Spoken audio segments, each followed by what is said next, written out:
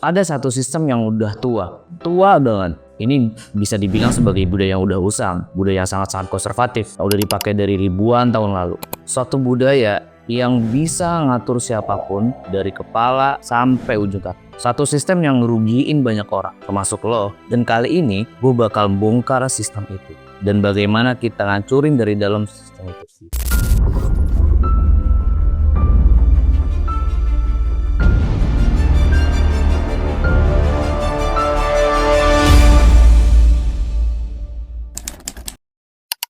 Sistem itu bernama patriarki, yang berasal dari bahasa Yunani, patria yang berarti suami atau kepala keluarga, dan arke yang berarti memerintah. Sistem ini menempatkan laki-laki di puncak kekuasaan. Sederhananya, patriarki menempatkan laki-laki di puncak kekuasaan, entah itu di ekonomi, politik, keluarga, bahkan dalam sistem masyarakat. Lalu, apa yang terjadi dengan perempuan? Perempuan hanya diletakkan di tingkat yang kedua, atau bahkan lebih buruknya, sering dijadikan sebagai pelengkap aja. Gue punya teman namanya Sari. Dari SD, dia udah dapet ranking, bahkan prestasinya terbilang cukup bagus. Bahkan sampai dia masuk SMA. Dia selalu mendapat prestasi yang bagus, selalu mendapat ranking yang bagus. Bisa dibilang nilai akademiknya sangat-sangat bagus. Tapi karena budaya patriarki yang sangat kental di keluarganya, Sari bilang dia mau ke perguruan tinggi, dia mau sekolah teknik di perguruan tinggi. Tapi itu yang gue bilang, karena budaya patriarki yang sangat kental, dia tidak dibolehkan. Dengan alasan apa? Ngapain sih perempuan sekolah tinggi-tinggi? Nanti susah lakunya. Itu adalah satu statement yang sangat-sangat mengkungkung perempuan untuk mendapatkan pendidikan yang lebih tinggi. Lalu apa yang terjadi dengan Sari? Iya, bener banget. Mimpinya pupus untuk kuliah di perguruan tinggi. Dan akhirnya, dia cuma kerja di rumah, di dapur, lalu membereskan urusan-urusan rumah tangga yang lainnya. Cerita kayak Sari ini gak jarang kita dengar, atau bahkan dialami sama lo semua. Budaya patriarki sudah melekat dalam sistem atau norma masyarakat di Indonesia. Contohnya, banyak banget upah buruh perempuan itu yang lebih rendah dibandingkan buruh laki-laki. Padahal sejatinya hak mereka itu sama.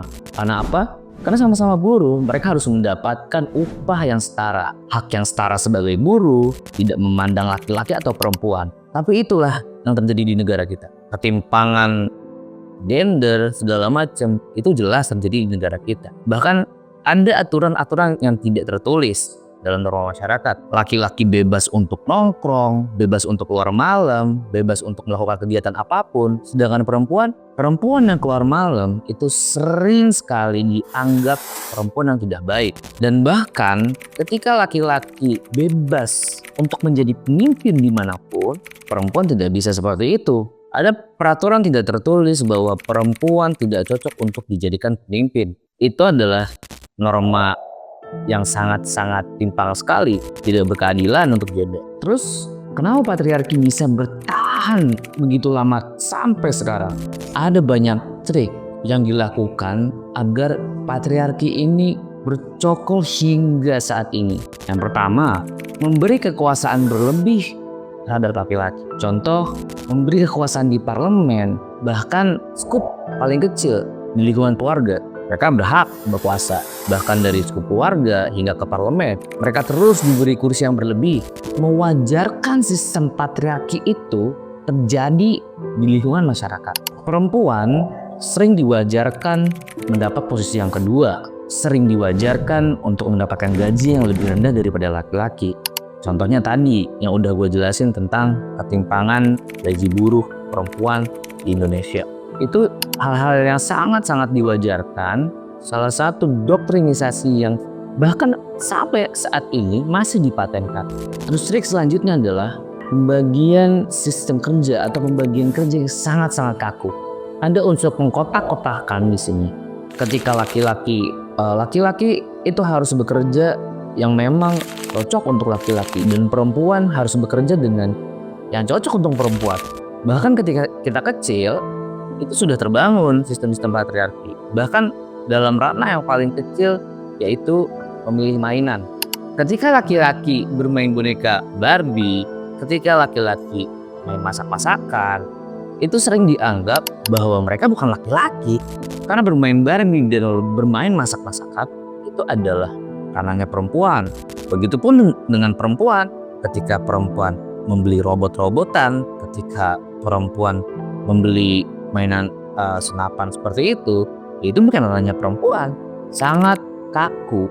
Dan trik yang paling licik adalah sistem yang bengis ini, patriarki yang bengis ini sering sekali dibungkus secara holistik, secara suci dengan budaya-budaya agama, dengan tradisi agama. Jadi kalau ada perempuan yang protes akan hal itu, tinggal bilang aja, ini kan udah terjadi di adat. Emang adatnya udah seperti ini, memang udah di dalam agama seperti ini. Itulah bengisnya, liciknya sistem patriarki yang dibungkus secara holistik, yang dibungkus secara suci dalam tradisi masyarakat. Di balik semua itu, ada ide yang bisa dikatakan sangat-sangat lucu. Ide yang mengatakan bahwa laki-laki lebih rasional, laki-laki lebih pantas untuk menjadi pemimpin, dan bahkan segala pikiran-pikiran itu tetap diwajarkan hingga saat ini.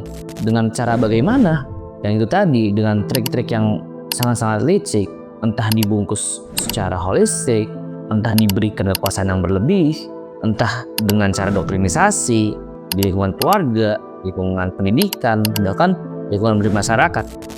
Lalu siapa yang diuntungkan dan siapa yang dirugikan? Jelas perempuan sangat dirugikan dengan sistem ini. Akses mereka terbatas, hak mereka dipangkas. Lalu bagaimana dengan laki-laki? Begitupun dengan laki-laki, mereka terkungkung dengan statement-statement lucu bahwa laki-laki tidak boleh menangis, laki-laki selalu dipandang dari segi harta, dari kekuasaan. Mereka harus menjadi pencari nafkah yang baik. Ini bukan cuma masalah perempuan aja, ini masalah kemanusiaan. Tidak hanya perempuan aja yang merasakan, laki-laki pun merasakan sistem patriarki yang bengis ini. Lalu dampaknya adalah perempuan sering sekali mengerjakan beban ganda. Mereka harus mengerjakan pekerjaan domestik, mereka juga harus meniti karirnya. Ada beban ganda di situ. Mereka bisa saja terkena lelah mental, lelah fisik, belum lagi resiko-resiko depannya jika memang sudah berumah tangga, ADRT, ya kan? Atau bahkan sering sekali kita mendapati berita-berita tentang kekerasan gender, lalu kekerasan seksual, yang mana penyintasnya kebanyakan adalah perempuan. Sejatinya patriarki bisa dilawan, bisa juga dihancurkan, karena sistem ini dibuat oleh manusia dan dihancurkan juga oleh manusia. Mulai dari mana? Lingkungan masyarakat, lingkungan rumah, ya kan, lingkungan keluarga, bahkan sampai tahap tertinggi di parlemen. Di ruang publik, kita bisa tegur ketika ada bercandaan-bercandaan yang nyerempet ke arah seksisme. Itu kita harus budayakan dari lingkungan yang terkecil, bahkan sejak dini harus sudah diedukasi tentang hal ini. Kita harus dukung kebijakan yang setara dalam pengambilan keputusan, dalam kerja-kerja domestik. Sekarang kita bayangin, kita hidup di masa depan di mana perempuan derajatnya diangkat, tidak dipandang rendah, haknya tidak dipangkas, dan laki-laki yang bebas untuk menangis, laki-laki yang bebas untuk meluapkan emosinya, di mana pekerjaan rumah kita dihargai sama dengan kerja-kerja di kantor. Patriarki ini udah membuat kita kayak main game dengan sistem yang curang banget. Kita harus pangkas citer-citer nih, kalau di game kita harus pangkas citer-citer kayak gini. Toh ini juga buatan manusia, dan kita sebagai manusia juga harus bisa menghancurkannya. Mulai hari ini, kita bisa hancur sistem itu, kita bisa ubah sistem itu. Mulai dari apa? Ketika lo di tongkrongan, misal ada candaan-candaan yang berbau seksis, bisa ditegur. Kita dukung hak perempuan untuk setara dalam kerja-kerja domestik, dalam kerja-kerja kantor, misal. Kita dukung upah buruh perempuan harus setara dengan buruh laki-laki. Kita jaga ritme itu, kita dukung kebijakan yang berkeadilan, yang tidak timpang. Kita bisa mulai dari situ untuk menghancurkan apa? Untuk menghancurkan citer-citer di game ini. Kita harus hancurkan sistem ini mulai dari kita sendiri. Karena gue udah menganalogikan patriarki ini sebagai game, kita cuma punya dua pilihan. Kita terus bermain game ini dengan darah yang sekarat, dengan darah yang cukup kritis, hingga kita mati dibantai oleh game ini, atau Pilihan yang kedua, kita bikin game baru di mana semua orang mulai dengan keadaan nyawa yang mereka bisa berjuang dari awal, bahkan mereka bisa bikin aliansi bersama. Pilihan ada sama kalian. Yuk kita mulai bareng-bareng untuk membuat game baru daripada kita sekarat di bantai sistem game patriarki ini yang sangat bengis.